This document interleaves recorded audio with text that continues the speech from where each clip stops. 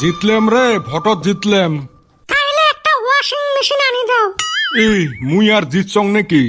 ও মাই, ভোটের আগত থাকি জি ভাব দেহে আছেন, মনে হয় তোমরা সরকার গঠন করলেন নাকি। তুই কি বুঝবু রে এলে? মোর বোঝারও দরকার নাই।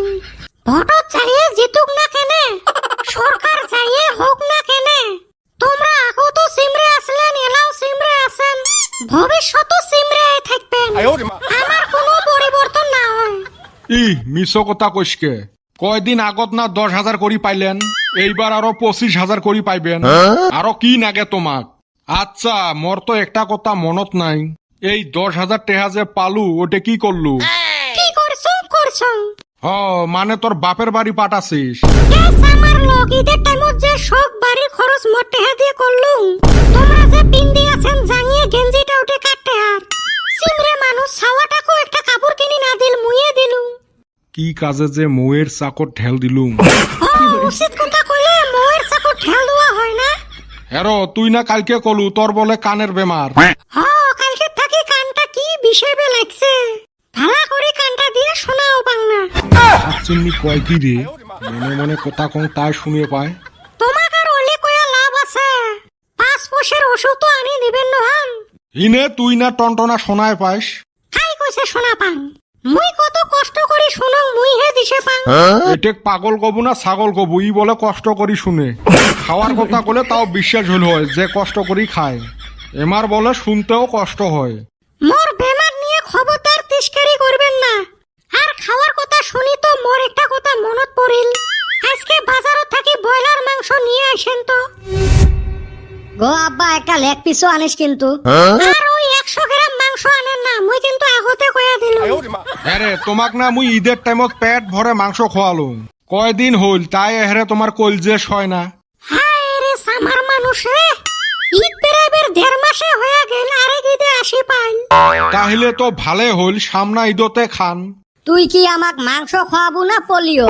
এই বছর আর ওই বছর 2 ফোঁটা, মুই আর ওলে শোনাত নাই। আজকে যদি বাড়িত মাংস না আসে দেখবো এলা, তারপরে খেলাটা।